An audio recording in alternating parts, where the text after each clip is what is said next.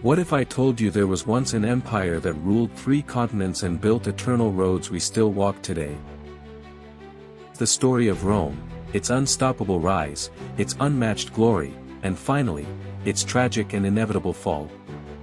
An empire that shaped Western civilization more than any other, leaving behind monuments, language, and traditions that still live today. And it all began in a small settlement by the river Tiber, destined to grow into the world's greatest city. This is the rise and fall of the Roman Empire, an epic story of ambition, power, tragedy, and eternal legacy. In 44 BC, Julius Caesar fell to betrayal, his death plunging the Roman Republic into chaos and civil war. Civil wars erupted. Rival factions clashed violently. The once proud republic stood trembling, close to collapse and destruction.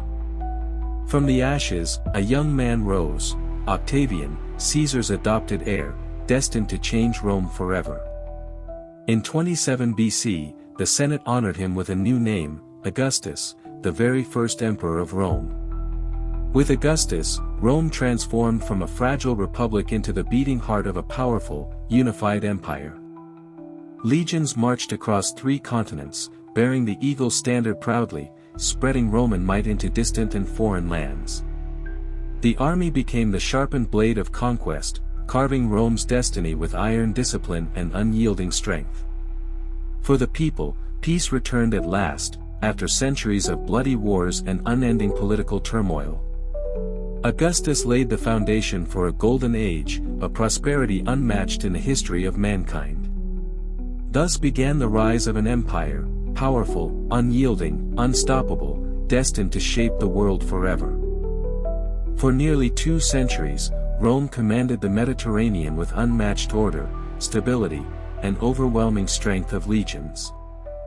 Roads stretched across Europe while harbors flourished, trade flowing endlessly like lifeblood through the empire's vast veins. At the Colosseum, 50,000 citizens roared as gladiators marched into the sands of blood and glory.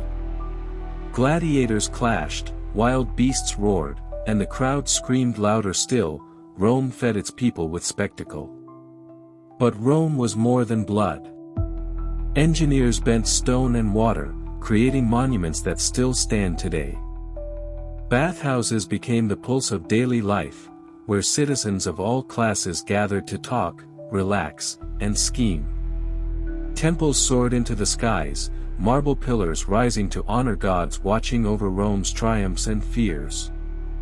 Under Emperor Trajan, Rome reached its greatest height, from Britain's misty forests to Mesopotamia's sun-scorched deserts.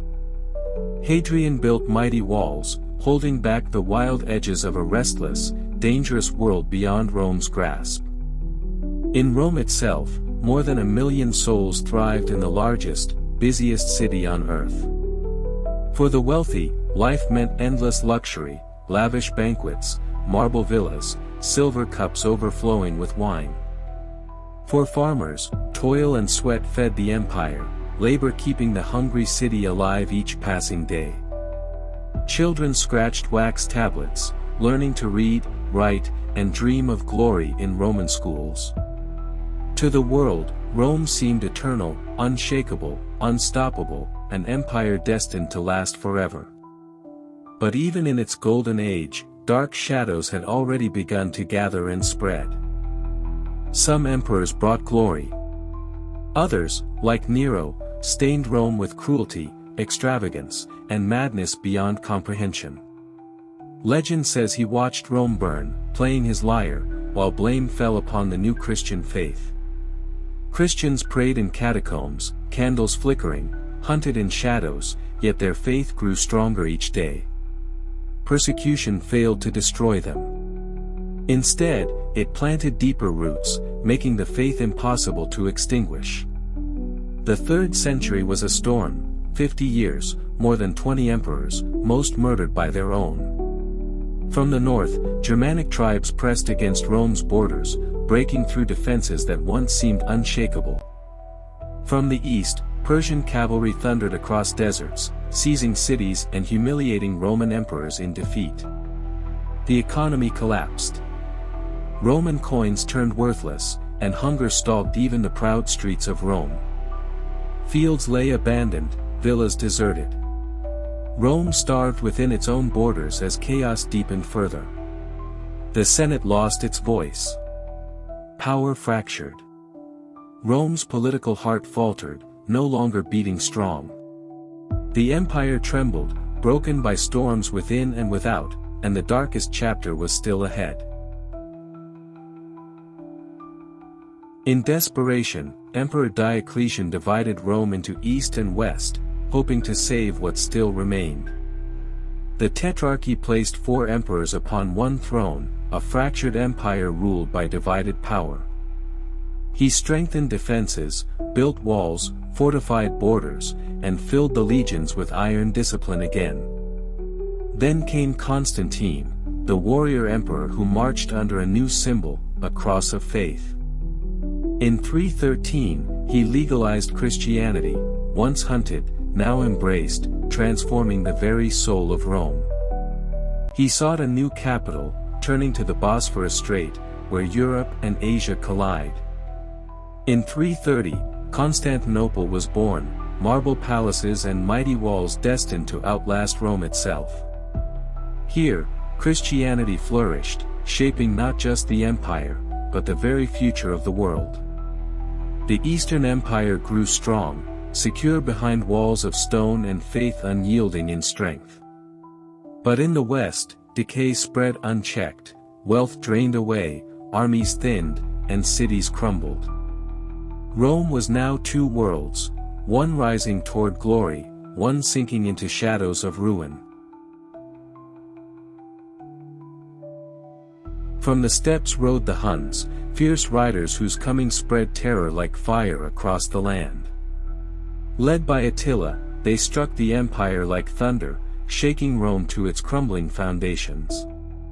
Nations fled before them, Visigoths and Vandals crossing borders, seeking refuge, survival, and conquest alike.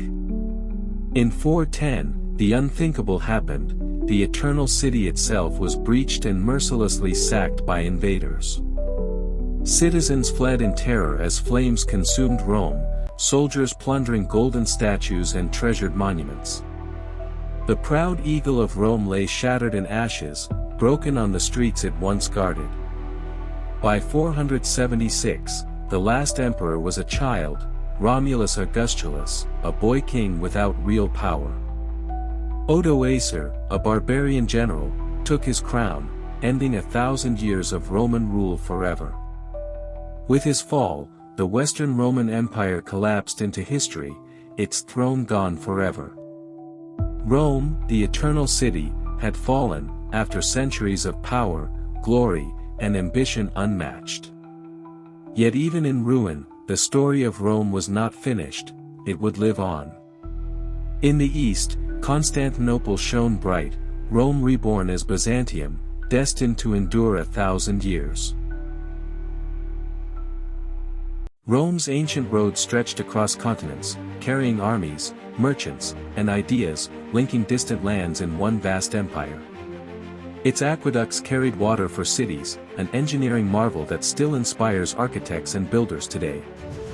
Roman law shaped ideas of justice and order, principles still echoed in courts and governments across the world. Latin, once the voice of empire, became Italian, French, Spanish, Portuguese, and Romanian, languages alive today. Christianity, once persecuted in shadows, spread across empires, guiding kings, peasants, and countless souls through centuries. Rome's monuments, the Colosseum, the Pantheon, aqueducts, still rise as eternal reminders of ambition and human struggle. Its legions built the model for armies, marching in formation, disciplined and unyielding, shaping warfare for centuries. 72. Rome's vision of empire echoes in our maps, our cities, and the very nations that stand today. Its torch of knowledge passed to scholars and monks, building libraries, universities, and dreams for future ages. Though Rome fell to ruin, it became immortal, remembered in stone, in books, and in memory. Rome's idea of government survives, alive in parliaments and senates, guiding nations with laws born long ago. Its art, architecture, and philosophy inspires civilizations, shaping identity and beauty from ancient times until now. Rome is not just memory, it is the foundation of civilization, eternal, unshakable, alive in our world today. We truly thank you for being here. If you enjoyed this story, please subscribe to discover more fascinating journeys into the past.